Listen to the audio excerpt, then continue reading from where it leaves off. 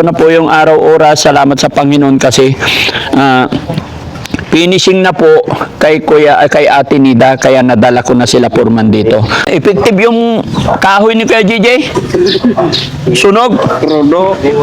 Good morning, Ate Ansing! Magandang araw, Daddy. Ay, good Ay, pusang gala. Ilang araw akong dinatulog ng tanghali dyan, Daddy Frank. Bakit? Nandyan ako nagbabad.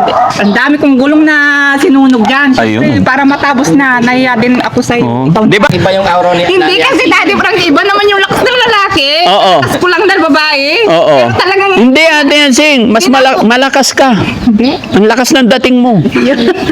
Po tayo sa gagawing bahay ni Kuya Oliver. Pababain mo na sila. Yung motor. Hindi ka na. Ito sa'yo. Diyan pala si Boss JB. Kala ko naiwan. Ha? Ayan. Tara, Foreman. Ito po. Tara, tuloy tayo. Ayan na. Effective talaga yung ano, no? Yung pagsunog natin nakaraan yung huli. Mamayat na. Ha? Nabiak talaga. Di ba? Lumiit. Wow. Okay. Ganun lang pala eh. Maliit na. No? Bubuhatin na lang. Bubuhatin na lang. Oh, sige. So dito, Foreman. Ito yung harap ng bahay. Lupa naman nila to diretso eh. Sige. Okay. Gusto kong malaman yung sukat, Foreman. Oo. Ano bang gusto yung laki mo? Siguro mga ano, mga 8 kwarto.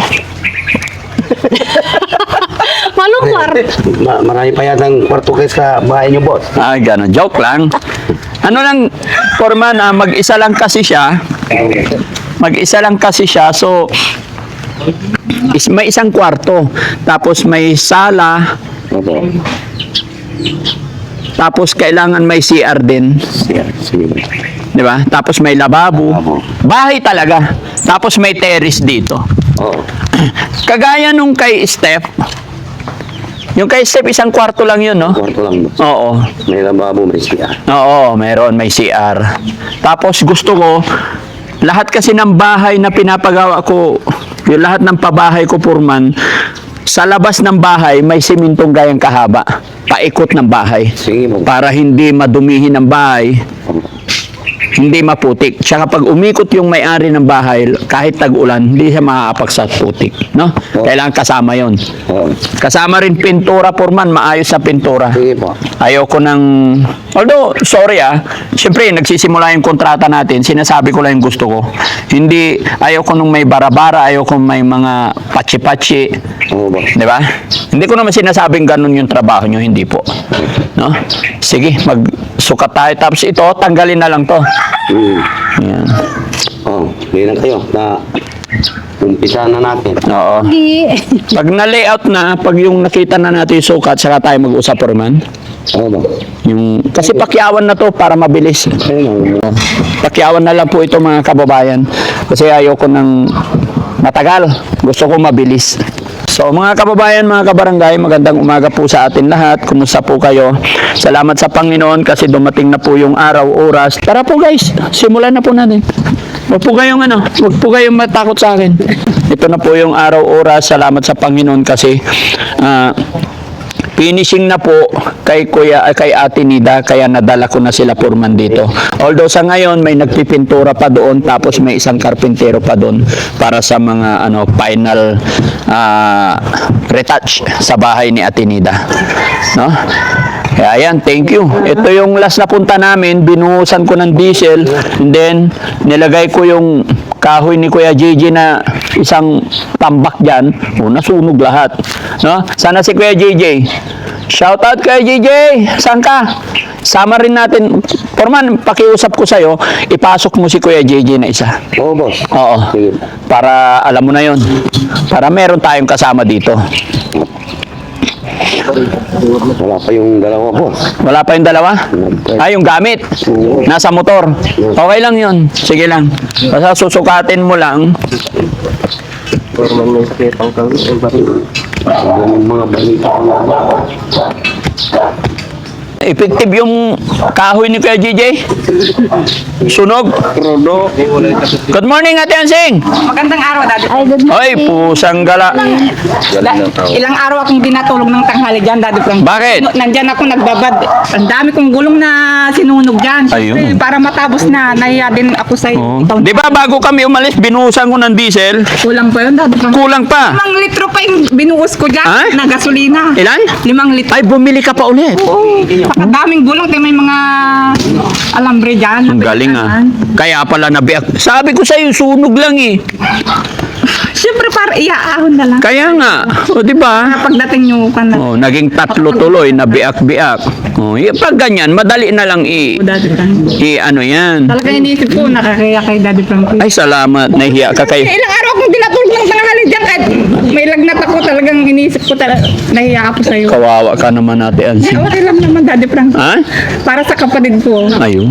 Saka nahiya din ako sa'yo, ikaw na nga lang yung tumutulong. Siyempre, mag-effort din kami na tumulong din. Dapat. Very good. Very good. Parang iba yung aura ni Hindi kasi, Daddy Frank, iba naman yung lakas ng lalaki. Oo. Lakas ko lang ng babae. Oo. Pero talagang, Hindi, Ate Ansing. Mas malakas ka. hindi. Ang lakas ng dating mo.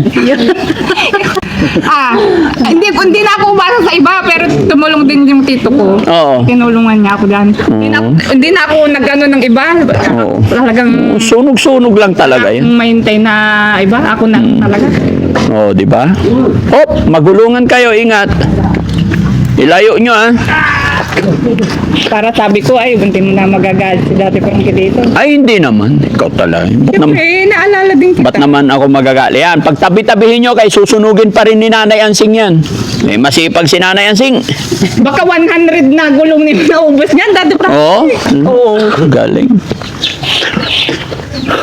Asan si Kuya Oliver? Kumusta siya? Nakatulog siya kasi ang aga lang nagising. Oo, sige, okay lang. Hayaan mo lang.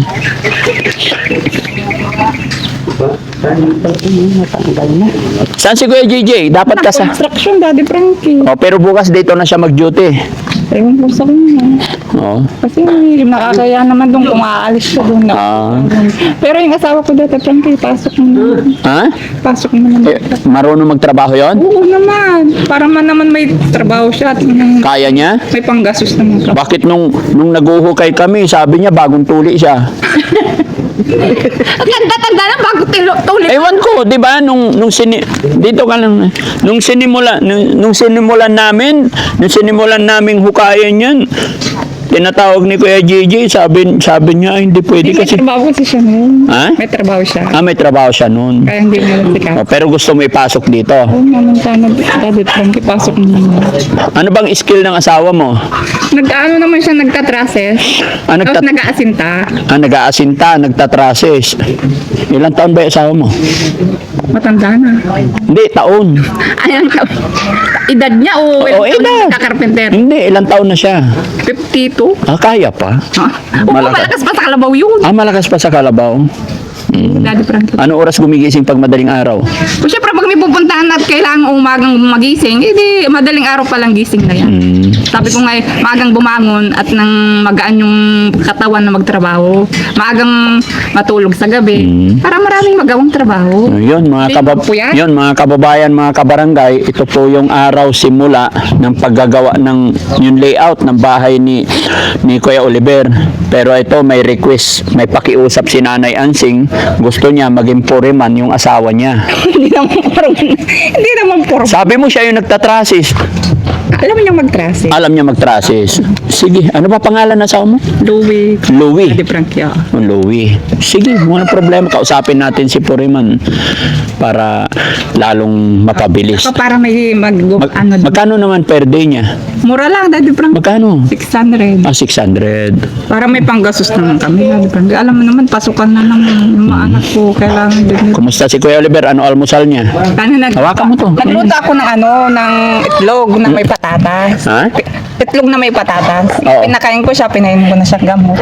Inaantok kanina, natulog. Kasi ang aga niyang bumangon. Ilang beses siya atang nagkape. Sabi ko, matulog ka muna, maaga pa. Madaling araw pa lang, gising na. Hindi na ako inaantok eh. Nakaupo siya sa may balkonahe namin. O, diyan ka lang, sabi ko. Kaya ngayon, natutulog siya. Sige, Ngayaan sige. ko naman. O sabi ko, mamay maaga kang maligo darating si na Daddy Frankie. Sabi ko, sige, sabi naman niya. Daddy. Inasahan mo talagang darating kami ng Monday. Siyempre, sinabi niyo eh. Oo. May isang salita ka eh. Yan ang gusto ko kay Nanay Ansing eh.